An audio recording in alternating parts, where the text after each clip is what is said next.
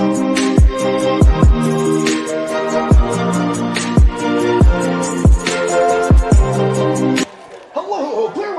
to you live from Alphatown Capitol House here in South by Southwest. I am always your host, Player One Taco, and I am here with the former governor of Delaware, the one, the only, the honorable. Yes, Bethany Hall-Long.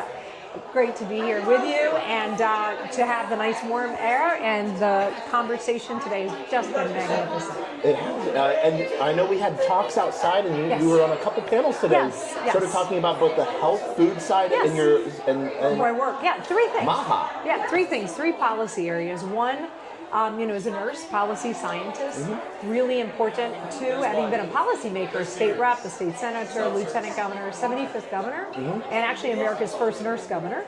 And the main other component being a pioneer, utilizing AI and technology, getting great minds together for social impact. Food security, healthy food, addressing chronic disease, and doing this in a bipartisan fashion is really important. We don't come together and talk about things that we may disagree on.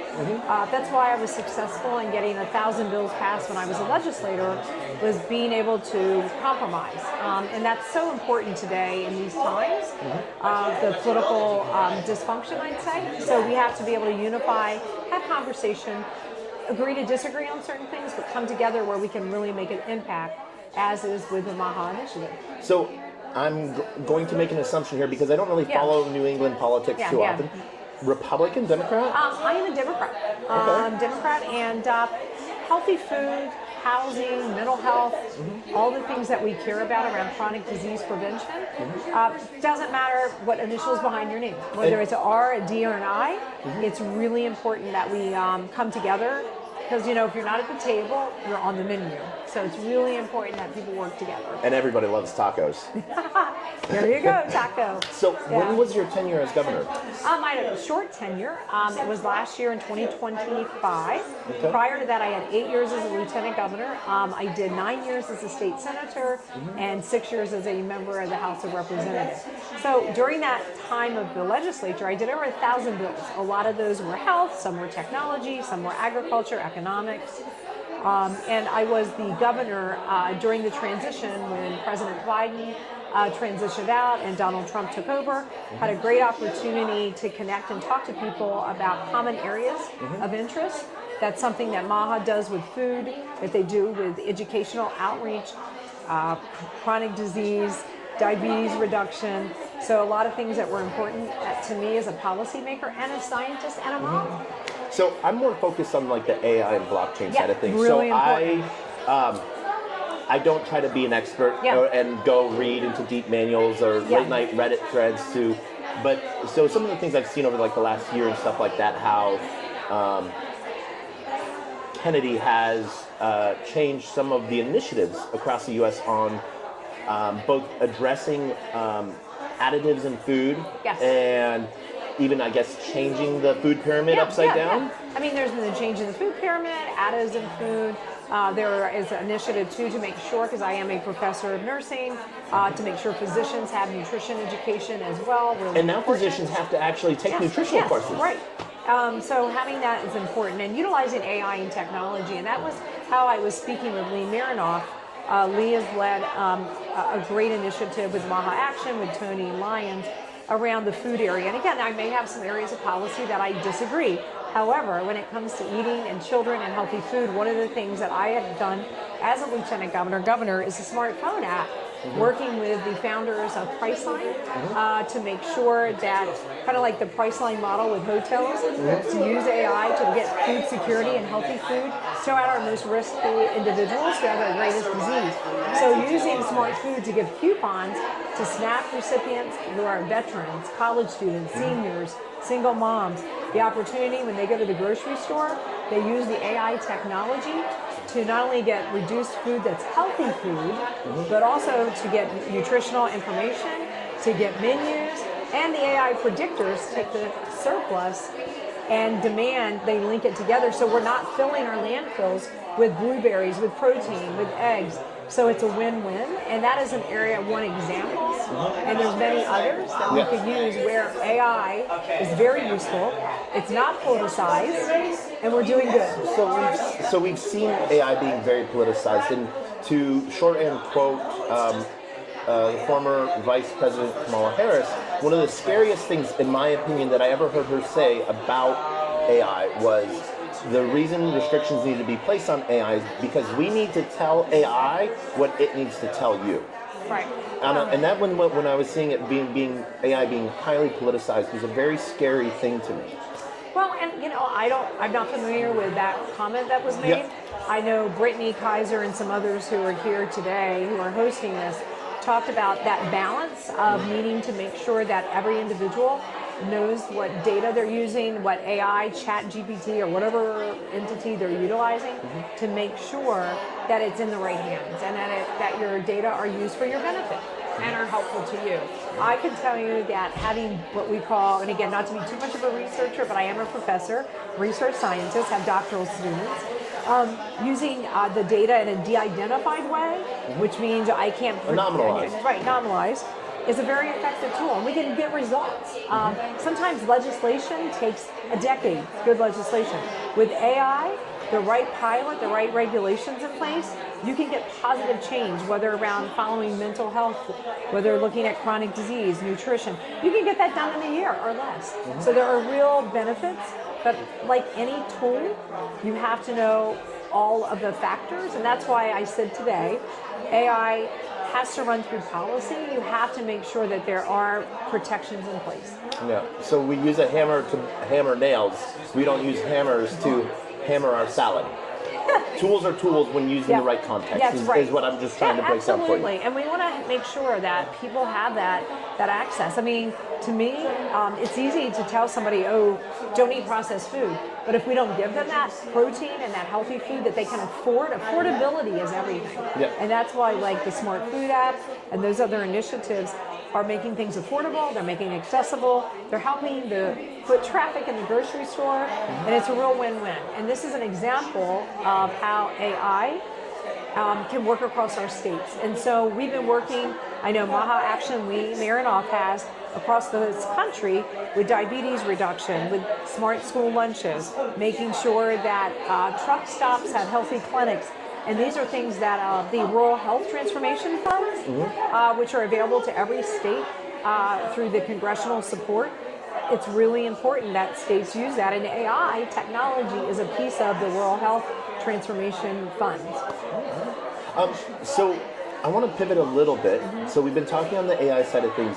As either governor or lieutenant governor, or when you were a legislator, how are you seeing blockchain being utilized at a state level for Delaware? What's interesting, or talked about. And I think with cryptocurrency and blockchain, there have been a lot of steps forward, and obviously it's like any new system that you bring in place, 3 steps forward, a couple steps back. And I think with protections and changes around cryptocurrency, there's still a lot to learn with digital assets.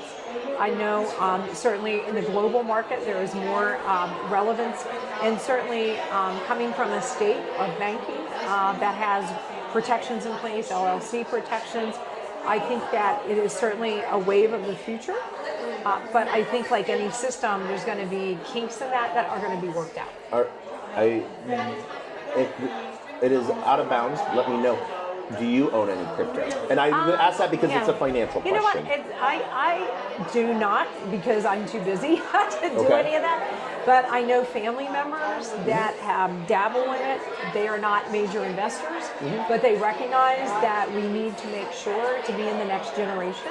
And I know recently I did my very first ever international trip. I went to Nigeria to work at a refugee camp and orphanage in December. Amazing. And when I was there, thank you, was greeted actually with great warmth, and I was safe. I was safe.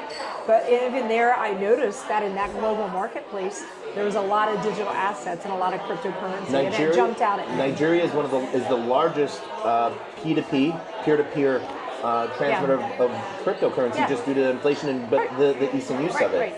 And I had the opportunity to talk to someone at TuluPay, and I'm continuing to have conversations with TuluPay. Okay, I know TuluPay. So, you know TuluPay? Yeah. Okay. Blockchain is a small world, but it's huge at the same time. Yeah. I don't know if you're aware of Stand with Crypto. I know a teeny bit about that from being in Washington, D.C. at different meetings. Yeah. So I'm not an expert, though. So. A great organization that would love to help any legislator, previous or future, learn more about how it affects you at an initiative level. Yep. So what is next on the political scale for you? For me, I'm in Act 3. I'm a professor emeritus now after my decades of research. And I've been able to use this past year to really, what I say, fill my cup with good, which is utilizing technology to help, not only help the health of our communities, it helps your economy. So a healthy community helps the economy, and to collaborate on models of opportunity. And I'm happy to be here with innovation. And tonight, we have a group of women. I coach here the National Million Women Mentors, which is Women in STEM. One of the reasons I'm here, I'm very proud of that. We need to uplift and not only women, but our young men too, to really utilize STEM and the old ones. STEAM. You're young. You're younger than me. So with STEAM, but it's really important. And so when I had the opportunity to fly from the cold Mid-Atlantic to this super hot Austin, I did not know it was going to be this warm today. I was really eager to do so, but I'm excited to listen this evening to some of the women who have really championed STEM initiatives, who have really led in the AI technology space while protecting consumers and uplifting the economy. It is one of the really great things that we get to see. I want to say conglomerate of ideas that South by Southwest brings every year. Yeah, and I said today at the end, that if you're not at the table with politics, you're on the menu. And I also said that I'm not here to be a disruptor, but I'm here to be a restorative person. I am a restorative person who brings consensus, bipartisan effort to bring forth health, to address issues of socioeconomic disparity, to make sure that we all have the opportunity to have healthy food, to have a house, to have the things that are affordable, to make not only our communities, but our country and our globe a better place. So one of the things I love to do is I love to sow seeds of words for future research for yourself. So one of the words that I would love to give you is regen. Yes. If you're knowing about that movement within the blockchain and AI space and seeing how that can blockchain can be used for good. Yeah, and I think that's important, regen and social impact, and again, I love that, and I know that there is that huge outcome. When I went to Nigeria and actually talked with TuluPay and others, it came up because I was with the IDP camp, displaced persons, and we want to make sure every individual has that opportunity to have financial equity, financial opportunity, and that's really important. Do you remember the name of the organization that was overseeing those camps for that by chance? I don't off the top of my head, but I have colleagues that do. I would not want to misspeak. One of the platforms that I'm a huge champion of is donate.gg. Where people are able to either nominate organizations or a huge list of about 100 plus organizations that people can donate to via blockchain. Oh, I know, that's great. I would love to be able to follow up and get you the information with IDP. That would be fascinating. And then on the regen crypto side, the other side that's important to like Lee Marinoff and others is the regenerative agriculture. So I had to get that plug in. That is really so important. How we treat our earth, the food that we eat, eating real food is such an important thing, and I know it's a message that we'll be talking about for generations, and it addresses chronic disease.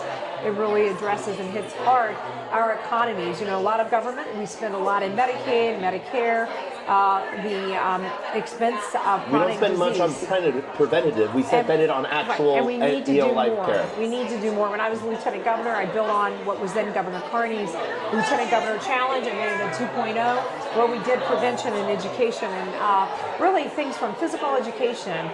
You'll hear in the Maha movement, Jeff Rose talk about sleep.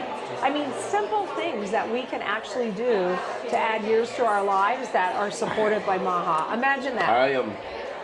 So my life these days is crypto, cigars, and caffeine. Woo! the nurse will tell you we need a little modification. I only had 11 Red Bulls yesterday. Okay, I will not say anything about your cardiac metabolic, but you're being honest. And I too enjoy some good coffee, I have to say. So everything in moderation. And you are an event, you're here at an event, South by Southwest, you are running around as demonstrated by these 20 million tags around your neck. Yes. I can understand probably why you had more Red Bull than normal yesterday. But I don't actually drink or do drugs. That's important. Or smoke the pots. There you go. Cigars. All right, well, you know what? Everybody has their own mechanism for coping. I'm a runner, I exercise. Everybody has their way. I lift heavy things and I play rugby. Well, there you go. Yeah. There you go. So are you active on social media at all? I have gotten back or do you in have, on LinkedIn. Do you have someone I running have like a young guy, Brian, who helps me with LinkedIn. Yeah. Not X? I am a little bit there, but I need to get back in. I took a little break after I left office, so I'm slowly easing back into social media. I'm back to X ASAP, Governor. For those that want to follow you on X, do you remember your X handle by chance? No. Okay, but they can. And what about LinkedIn? I'm on LinkedIn, Bethany Hall-Long. You can find me there. I'd be happy to coordinate through LinkedIn. Amazing. And it's Bethany, Bethany, Hall, Hall-Long, Long. Amazing. Before we wrap this up, any last things you want to say or any random thoughts? No, I would just say that given these stressful times in America, we're all struggling with gas and food and affordability, that there are opportunities and mechanisms in place where we can come together and make sure that everyone has a good roof over their head, food on their table, utilizing different systems perhaps, whether it's crypto, whether it's AI. And I want to be encouraging.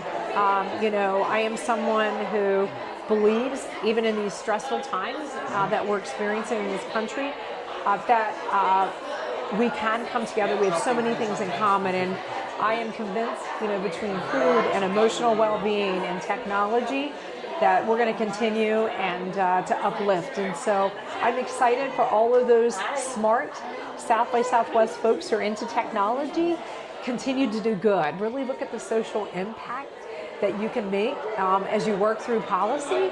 It is so important. And as you're making funds, thank you for giving back to those who don't have as much. And if you're ever in need wherever you are in the United States, you can usually call 211-311-411 for local helplines near you and see what kind of supports are available in your local area. Governor, it has been an amazing time. Thank you so much for being here today. Thank you. As always, I am Player One Taco, PLAYER, the number one TACO, and it is an honor having you today. Thank you. Awesome. Thank you.